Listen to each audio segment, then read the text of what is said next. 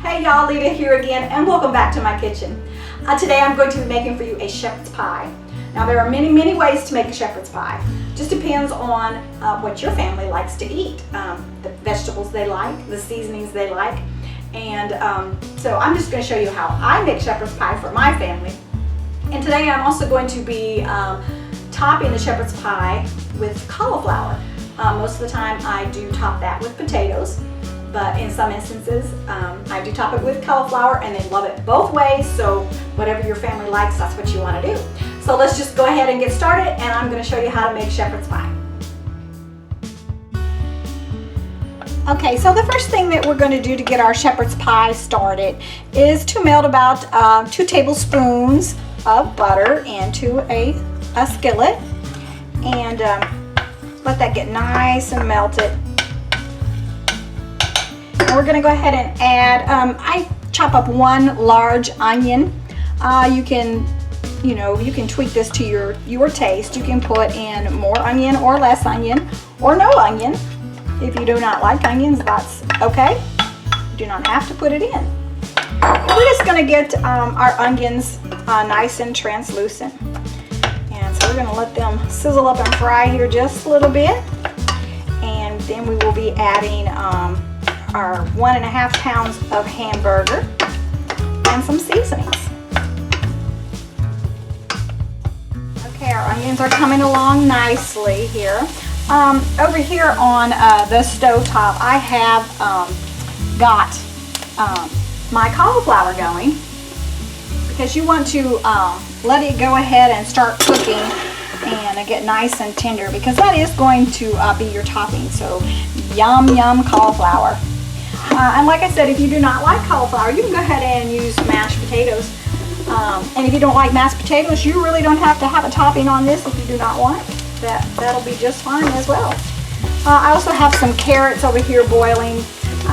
You can use canned carrots, or anything. If you have some you've already put up, that's fine. You can use any of that.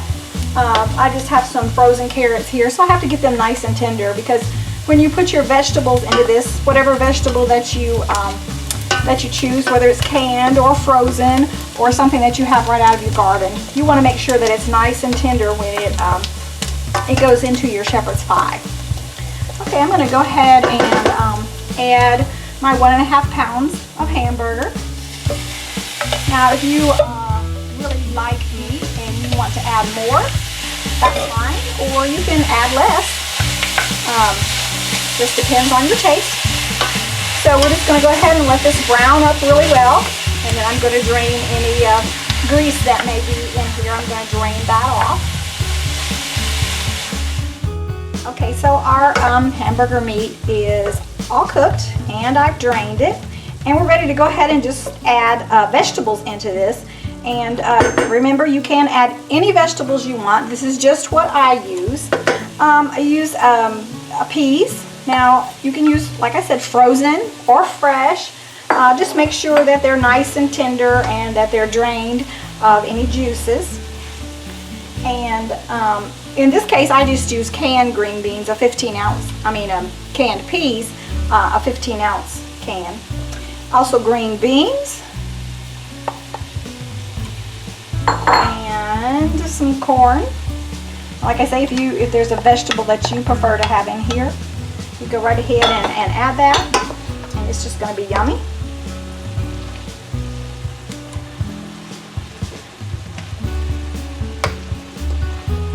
I'm going to also add my carrots. My carrots were frozen, so I just had to cook them up and drain them really well. And that's going in there as well. And I just used a 16-ounce bag of frozen carrots. I just cooked them up till they were nice and soft. Okay, next goes in our gravy.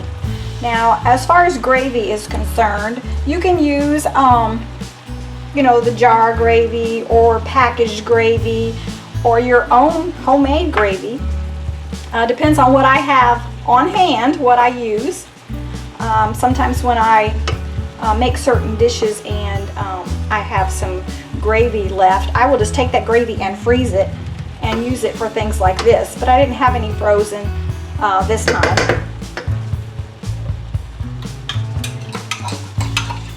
So I just had some packaged gravy here, and it's the onion flavor. You can get brown and turkey flavors and chicken flavors, you know, all those kind of flavors. Just I figured with this and having hamburger that and onions, that the onion gravy would work really well. And it just looks like this, just comes in a package like this, and that's what I used. Now at this point, you're going to want to add your salt and your pepper. And of course, that just depends on your taste. Some people like a lot of salt, a lot of pepper, and just make sure that you don't over salt it, so that you can add salt. You know, each person can add their own salt to suit it to their taste. I also add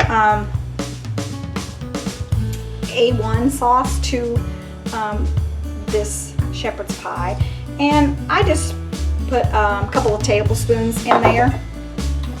It just gives it a little bit of a little different taste, and my family really likes it when I put the A1 in. Sometimes I've forgotten and it's still good, so that's all right. Also, I use a little bit of Worcestershire sauce, and I just sprinkle in about 10 little shakes there. And you can taste this and see, oh yeah, I need more salt, I need more pepper, and until you get it just right for you. And I also add a little bit of celery salt. My husband loves celery salt, so that's why I add celery salt. He likes that in a lot of foods. Okay, now we're just going to keep this nice and warm and on the stove. I'm just going to put it on low and just let it sit here and get all yummy, make my house smell wonderful, until our cauliflower is nice and tender. And you can add more gravy, which I think I'm probably going to do, because you know, you want some gravy in there, but I think I'm going to add one more package of gravy. So if you like a little bit more, you can add as much as you need. And if you don't, if you'd rather have your shepherd's pie nice and thick like this, you can just leave it just like this. Just depends on your taste. Okay. So our filling for our shepherd's pie is all nice and bubbly here, and as you can see that I did add a little bit more gravy to this to give it a little bit more thickness, and my husband really likes it that way. So this is ready to go into a 9x13 pan, and so I'm going to go ahead and do that. Then we will be topping it with our cauliflower. Okay, so our hamburger and all of our veggies are now in this 9x13 baking dish, and it's all ready to be topped with our cauliflower, but we've got to prepare that just a little bit first. So I'm going to slide that to the side here. There we go. And in this bowl we have our cauliflower. It's all been cooked and drained. And you're going to treat this just like, well, at least I treat this just like mashed potatoes.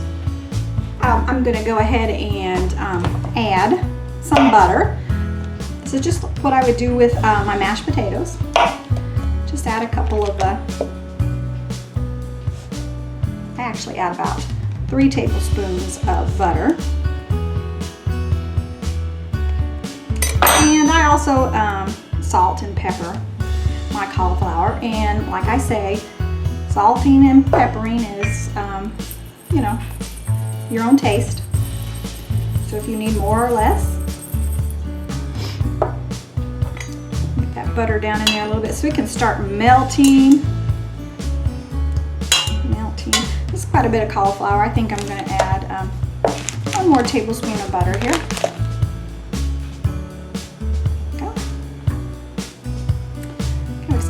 Melt just a little bit. And we'll be adding some milk to this and then just mixing it with a hand mixer. I just think that's a little bit easier than getting out my stand mixer because it's not hard to mix it all. I'm just going to add a little bit of milk at a time. I don't want it to be too runny. So I just add that as I am mixing. Okay. Push it around a little bit. Okay, let's go ahead and get this mixed together well. Okay, so we are ready to put our cauliflower on. And it just goes on so nice. You're just going to pour it like this right on top of your meat mixture. Just kind of spread it around a little bit so it's not quite so much to spread around once you get it all on.